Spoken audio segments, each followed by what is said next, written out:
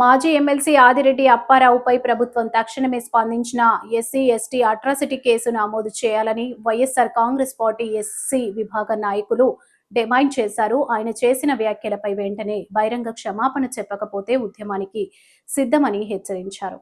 స్థానిక వియ్యల్పురం మార్గాన్ని estates YCP city కార్యాలయంలో సోమవారం జరిగిన మీడియా సమావేశంలో వైఎస్ఆర్ కాంగ్రెస్ పార్టీ రాష్ట్ర ఎస్సీ విభాగం రాష్ట్ర అధికార ప్రతినిధి కాటం రజనీకాంత్, యువజన విభాగం రాష్ట్ర ప్రధాన కార్యదర్శి చిన్ని, సీనియర్ దళిత నాయకులు మార్తిమ నాగేశ్వరరావు, దాసి వెంకట్రావు, గారా చంటి, తిరగటి దుర్గా, పులిసాగర్ మాట్లాడారు.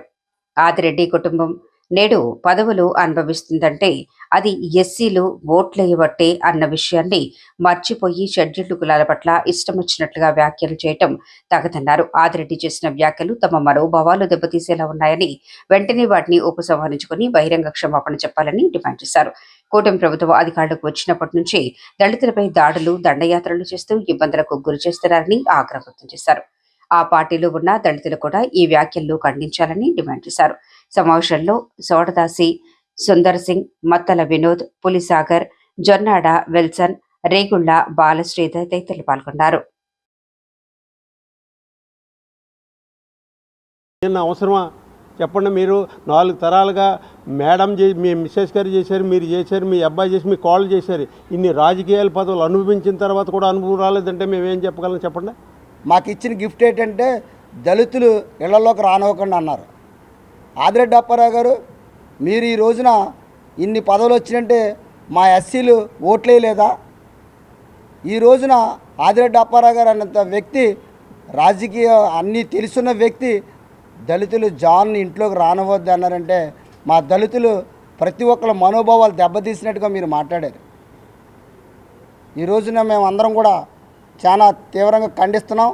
అంటే మీకు అంత సులకన భావం చూపించడం అనేది చాలా అవమానకరం అండి. ఇది మీ అబ్బాయి గారు అంటుంటారు, మీ భద్రత మా బాధ్యత అంటారు.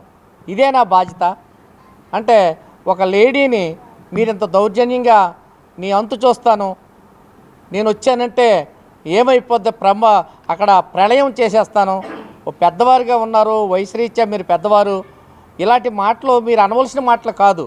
ఒక రాజకీయంగా ఉన్నామంటే అందరం మీకు అవసరమే.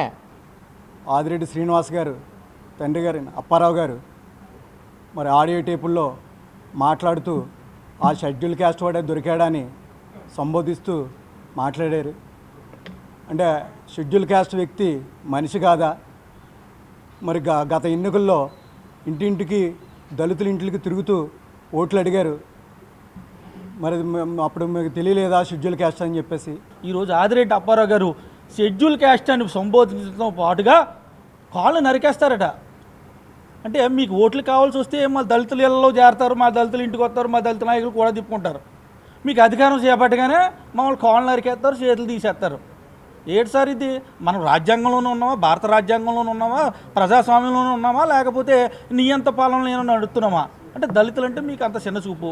ఏదేమైనా మాజీ ఎమ్మెల్సీ ఆదిరెడ్డి అప్పారావు గారు మా దళితులకి బహిరంగ సమాపన చెప్పే వరకు కూడా మేము వైఎస్ఆర్ కాంగ్రెస్ పార్టీ తరపు నుంచే కాదు, మా దళితులందరూ కూడా ఏకస్థలమయ్యి ఉద్యమాన్ని మరింత తీవ్రత చేస్తామని చెప్పేసి హెచ్చరిస్తూ, వైఎస్ఆర్సీపీ పార్టీ ఎప్పుడు ఆడపిల్లకి అన్యాయం జరిగితే మేము ఎప్పుడు అండగా నిలబడతాం.